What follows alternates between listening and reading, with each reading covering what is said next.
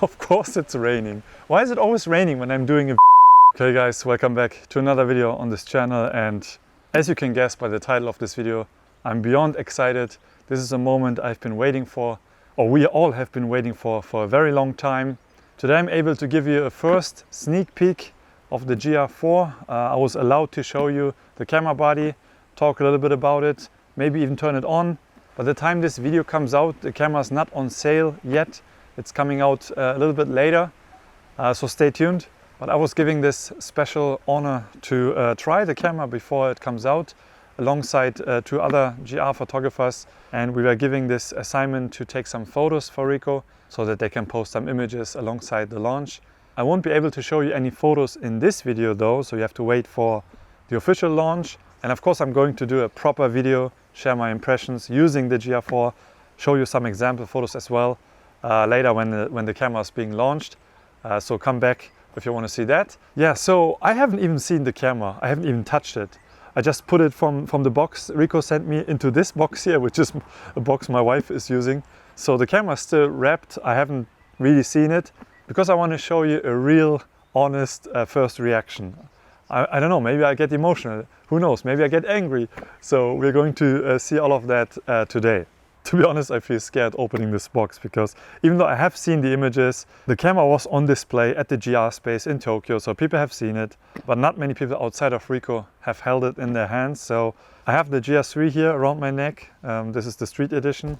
But yeah, the GR3 came out in 2019, I think around February or March. And I've been a GR ambassador since 2013, so it has been 12 years working with Ricoh, using the GR cameras, and the GR3 was a huge release for Ricoh. A lot has changed for the company because of this camera, the success of the GR3. It's still selling very well. That's probably why we had to wait so long. And now we're seeing a brand new release, so this is a huge deal again. And yeah, from the outside it looks like a minor upgrade, you know.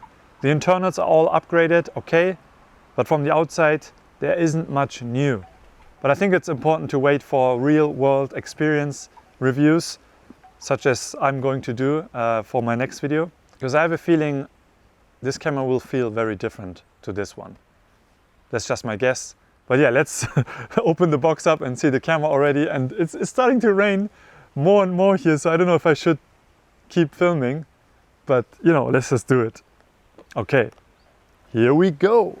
So, here it is. Ricoh GR IV in this paper wrapping. Okay, let's do it. Ta-da! Okay, I see some differences here already. Yep, it's getting wet. Okay, first impression holding the camera. It feels similar, but somehow I feel a difference. I definitely feel that the camera is slimmer. Like the grip seems to be around the same height. You know what? The grip feels larger than the GR3 and more pointy, a little sharper. But the camera body itself is definitely slimmer. It really feels and looks smaller. And you can tell by looking at the lines here on the top. Let's see if I can find any other differences. This button here that you have to hold down to switch between the modes has a little indent on it. I don't know if it makes it easier to operate or if that's a cosmetic thing, but that's one difference.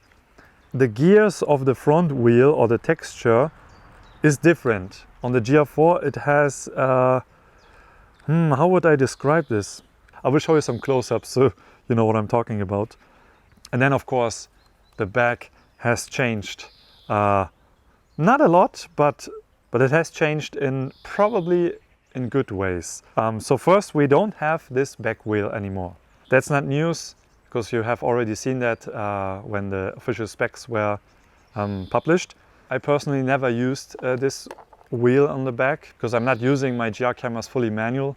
I'm always in shutter or aperture priority, and then exposure compensation would always be this adjustment lever or toggle here. So for me, the back wheel didn't serve any purpose.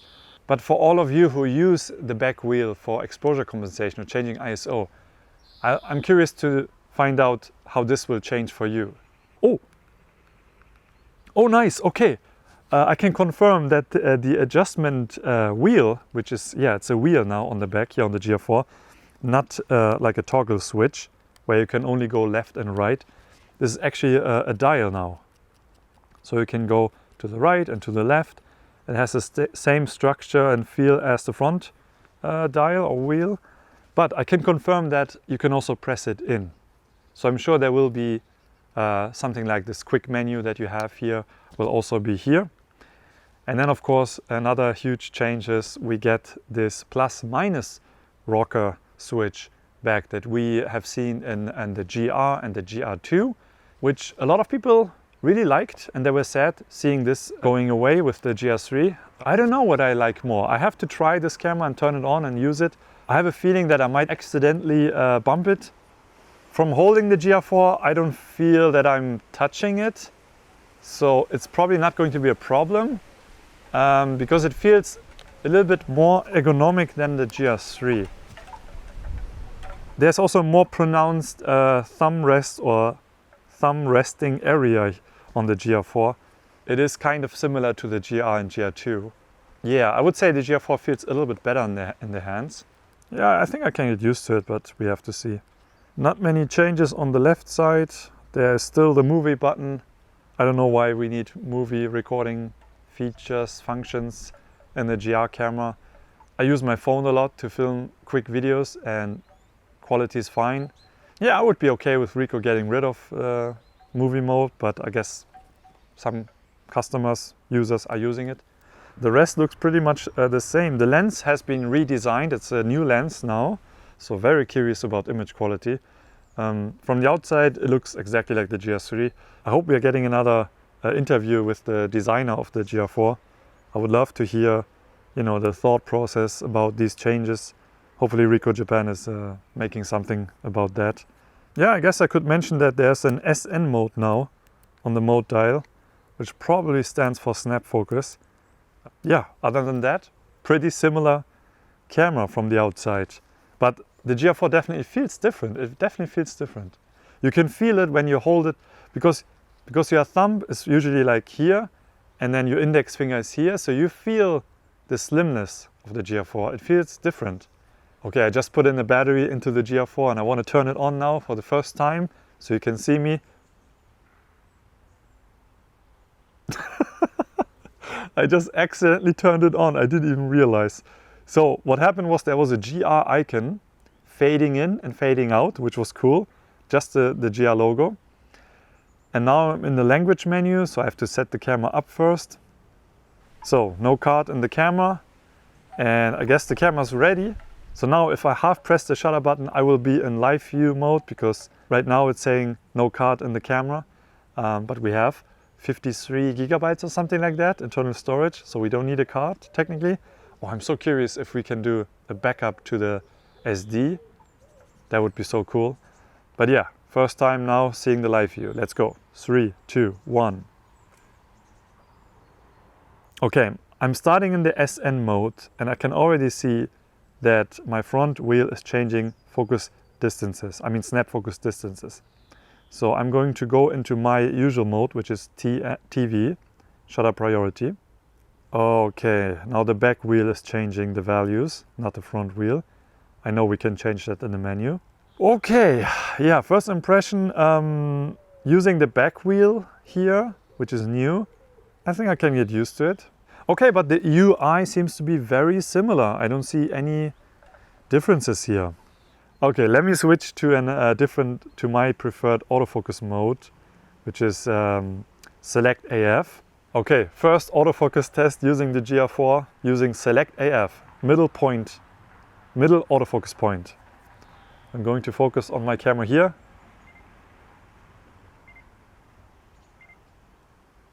You can hear the sound.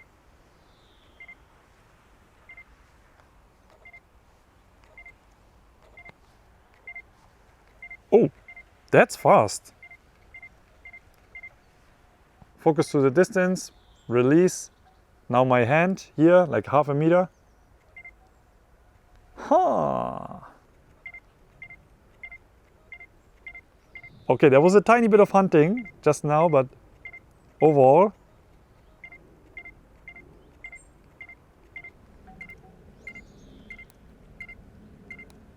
this is as fast as it gets on the GR3.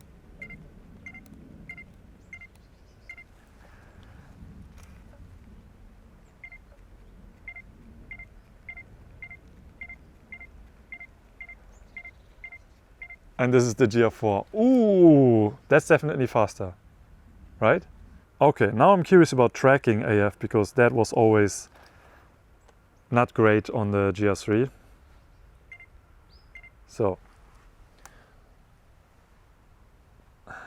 yeah, the GR3 loses track quite easily. And also it does not focus very fast. Okay. It's a bit more sticky. It has more, it bounces smoother. I would still probably use snap focus for action shots. Oh yeah, I just noticed that we have a 4:3 aspect ratio and also 16:9. So if you like 4:3, which I really like, then you can use that. What I hope is that we are able to reverse the crop in post when we shoot raw. It would be nice to go back to the full 3:2 resolution. So hopefully we are able to do this, but I can't confirm just now. But yeah, 4:3 is cool, I like it. Okay, I'm sorry the rain is getting too strong. I can't continue to film. My cameras are probably super wet. And the GR4 has no weather sealing, of course, so I have to go inside and continue there. But I'm actually going to end it here. But after tomorrow, after I have my meeting with Ricoh, I will talk a little bit more about my impressions, just a bit, and maybe add some things that I forgot to add here.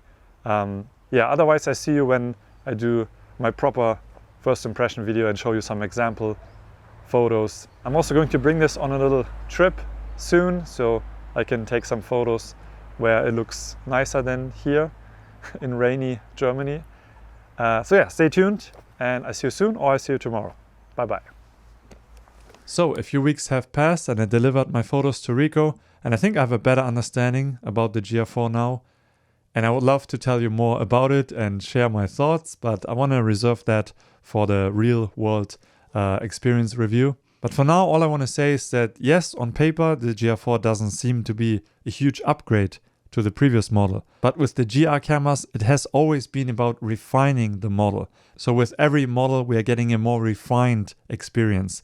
And in terms of usability and responsiveness, this feels different in a good way. And if Ricoh would have given me one wish, like one thing that I can change on the GR3 to improve it, it would have been responsiveness and a shorter screen blackout when you take photos. You know, the screen blacks out on the GR3.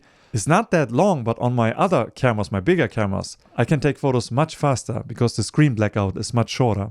And I'm so happy that they improved the blackout time with the GR4. It is a lot shorter now. It's still not Nikon ZF level, which is the other camera I use for street photography, but it is a lot shorter now, and I know for sure this will allow me to miss fewer shots, which is what happened on the GR3, because sometimes I would miss a shot because I had to wait for the camera to show me the screen again. So I'm personally super happy with this improvement. There's so many more things that I want to go deep into in my full real world review, so stay tuned for that. I'm going to take some trips with this camera so I can report on some actual experience. For now, this has been a quick look into the GR4, showing you the body and some features. There's for sure more to talk about in the next one. So thanks for watching, keep snapping, I see you soon. The champ is here!